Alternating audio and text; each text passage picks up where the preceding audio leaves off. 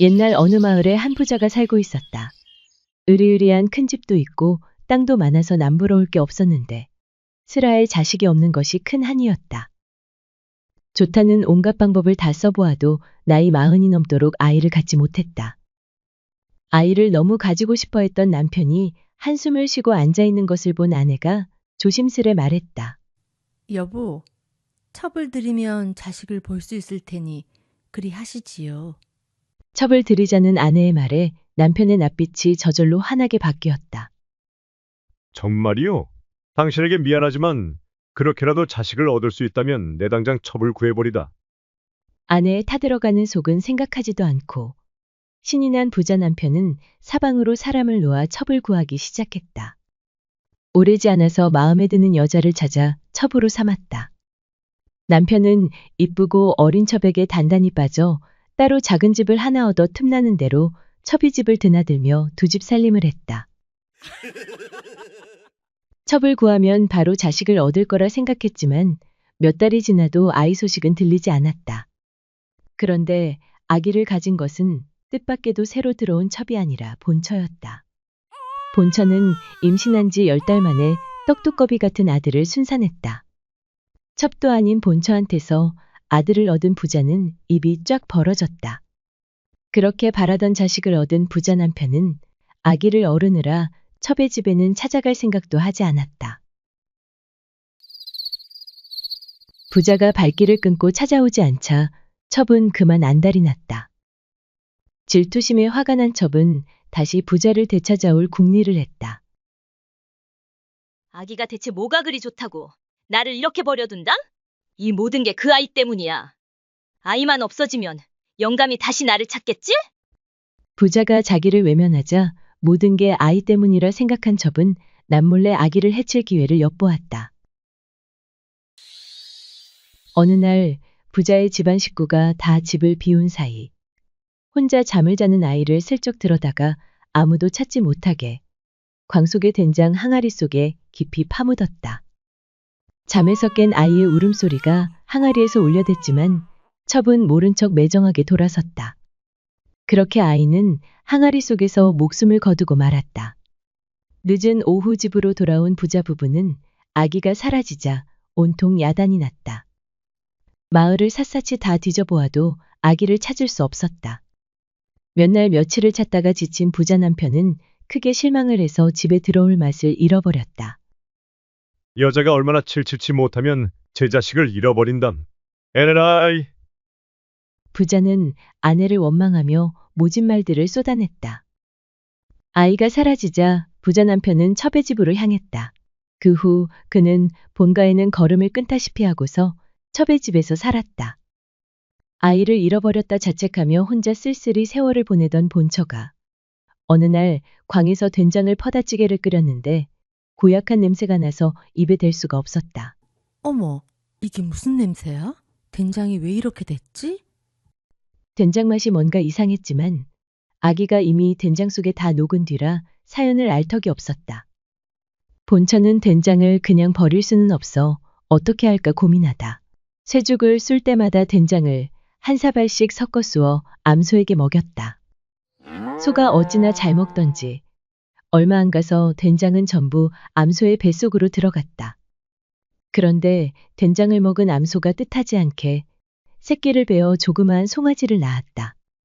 등허리의 금무늬가 아롱진 예쁜 송아지였다.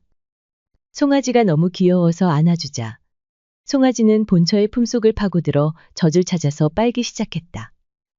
아이고, 신기해라. 누가 보면 내가 네 어미인 줄 알겠다. 너를 보니 잃어버린 내 아들이 너무 보고 싶구나. 자신의 젖을 빠는 송아지를 보고 아들이 그리워진 본처는 송아지를 안고 펑펑 눈물을 흘렸다. 그날부터 금송아지를 자식처럼 데리고 자면서 젖을 먹이며 사랑을 다해 키웠다. 본가의 암소가 된장을 먹고서 금송아지를 낳았다는 소문을 들은 첩은 송아지가 본처 자식의 환생이라는 사실을 알아차렸다. 첩은 어떻게든 송아지를 죽여서 후환을 없애야 한다고 생각하고 한 가지 꾀를 냈다. 첩은 부자가 집에 오는 소리를 듣고 갑자기 자리에 누워 헛소리를 하면서 죽을 병에 걸린 환자처럼 행세했다. 아니, 갑자기 왜 그러느냐? 어디가 아픈 게냐? 아무래도 세상을 하직하려나 봅니다. 내 소원 하나만 들어주어요. 이웃집 점쟁이가 용하다니. 한번 찾아가서 내 병 좀 물어봐 주어요. 내 당장 점쟁이한테 가보고 올 테니 걱정 말게나. 첩의 부탁에 부자는 당장 점쟁이한테 달려가 첩의 병에 대해 물었다. 허허, 이거 참 아주 몹쓸 병에 걸렸군요. 이 병을 고치기는 참으로 어려운데 그래도 방법이 아주 없는 건 아닙니다. 본가에 금송아지가 있지요? 그 금송아지의 간을 꺼내서 먹어야만 회생할 수 있겠어요. 병을 고치려면 이 방법밖에 없습니다. 첩과 점쟁이가 미리 내통해 짜고 친 모략이란 사실을 알 턱이 없는 부자는 곧바로 백정을 불러들였다. 지금 당장 우리 집으로 가서 금송아지를 끌어다가 배를 갈라서 간을 꺼내와라. 부자의 명령을 받은 백정은 본가로 가서 금송아지를 끌어냈다. 그 모습을 본 본처가 놀라 백정에게 소리쳤다. 이게 지금 못하는 짓이냐? 누구 맘대로 금송아지에 손을 대는 것이야? 마님, 저도 어쩔 수 없습니다. 대감님께서 송아지의 간을 꺼내오라 하셔서 저는 명을 따랐을 뿐입니다. 본처는 송아지를 내주지 않으려 했지만 부자 남편의 명이 워낙 지엄한지라 어쩔 수 없었다. 자식도 잃고 자식 같은 금송아지까지 잃게 된 본처는 가슴이 미어졌다. 그렇게 금송아지는 백정의 손에 끌려가게 되었다. 백정은 숫돌에 쓱쓱 칼을 갈면서 송아지를 쳐다보았다. 그런데 이게 무슨 일인가? 커다란 송아지의 두 눈에서 눈물이 뚝뚝 떨어지고 있었다. 그 모습을 본 백정은 깜짝 놀랐다. 어허, 이거 참으로 이스러운 송아지구나. 저리 슬피 눈물을 흘리다니 죽이면 안 되겠어. 눈물을 흘리는 송아지를 죽였다간 큰 화를 당할 것 같은 생각에 백정은 새끼줄을 끊고 송아지를 놓아주었다. 그리고 송아지 간 대신 그날 잡은 돼지간을 하나 싸들고 부자한테로 가서 바쳤다. 지금 막 금송아지를 잡아 가져온 간이니 어서 먹어보시오. 첩은 그 간을 소금에 찍어서 먹는 둥 마는 둥 하더니 어머, 신기하게도 몸이 사르르 화기가 도네요. 정말 그 점쟁이가 용하긴 하나 봐요? 하며 멀쩡하게 일어나 앉는 것이었다. 눈에 거슬렸는데 금송아지도 죽었으니 이제 다리 뻗고 잘 수 있겠네. 자기의 뜻대로 금송아지가 죽었다고 철석같이 믿던 첩은 입가에 미소를 띄었다. 가까스로 백정에게 풀려난 금송아지는 마을을 떠나 멀미멀리 도성을 향해 길을 떠났다. 낮에는 숲속에 숨고 밤에만 길을 간 송아지는 우여곡절 끝에 도성에 이를 수 있었다. 도성에 들어가서 살펴보니 한 곳에 사람들이 우글우글 모여 있었다. 저 북을 쳐서 소리를 내면 임금님이 사위를 삼는다지? 신령님이 그렇게 계시하셨다네. 그런데 저걸 어찌 소리를 내겠나? 그렇게 웅성거리며 다들 북채를 들고 힘껏 북을 쳤으나 북소리를 내는 사람은 아무도 없었다. 그도 그럴 것이 그것은 나무와 가죽이 아니라 짚을 엮어서 만든 북이었다. 집덩어리에서 북소리가 날리 만무했다. 그 누구도 소리를 못 내고 포기하며 돌아섰는데 금송아지가 사람들의 다리 사이를 헤집고 들어가 북채를 잡고 집북을 치기 시작했다. 송아지가 북을 칠 때마다 북소리가 커다랗게 진동을 했다. 북소리를 들은 사람들은 깜짝 놀라서 야단법석을 떨었다. 아니 저것 보게. 지프로 만든 북에 소리가 나다니. 그러게. 송아지가 소리를 냈소. 그렇게 해서 송아지는 궁궐로 불려 들어가게 되었다. 사람이 아니라 작은 송아지가 북을 쳤다는 소식을 전해 들은 임금님은 한참을 고민하다가 공주를 불렀다. 얘야, 내가 꿈에 신령님 가르침을 받고 집북을 치는 사람을 사위 삼겠노라 했는데 웬 송아지가 북소리를 냈구나. 이를 어쩌면 좋겠느냐. 아바마마, 한나라의 임금님이 어찌 한 입으로 두 말씀을 하겠습니까? 그 송아지한테 시집을 가겠습니다. 이렇게 해서 금송아지는 공주와 혼례를 치르게 되었다. 공주와 혼례를 치른 날 밤. 금송아지는 신방을 나오더니 어딘가를 향하기 시작했다. 이상하게 여긴 공주가 살짝 뒤를 밟아보니 송아지는 궁궐 뒤편의 연못을 향하여 가고 있었다.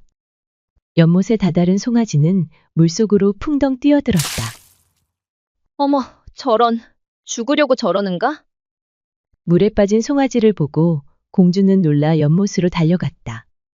연못 앞을 서성이며 애타게 송아지를 불러보았지만 그 어떤 인기척도 없었다. 공주가 눈물을 흘리며 돌아서는데 그때 물속에 들어갔던 송아지가 연못 밖으로 모습을 나타냈다. 한데 그것은 송아지가 아니라 깎은 듯이 아름다운 한 명의 귀공자였다. 그는 깜짝 놀라서 눈을 동그랗게 뜨고 있는 공주에게 다가와 손을 잡았다. 아니, 송아지가 어떡해. 공주님, 놀라지 마세요. 사실 이게 나의 본 모습이랍니다. 사람이 된 송아지는 임금과 공주에게 그간의 사연을 이야기해 주었다.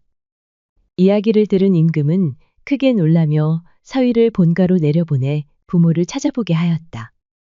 임금의 사위가 되어 고향으로 돌아온 아들은 어머니가 계신 본가로 향했다. 어머님, 제가 왔습니다.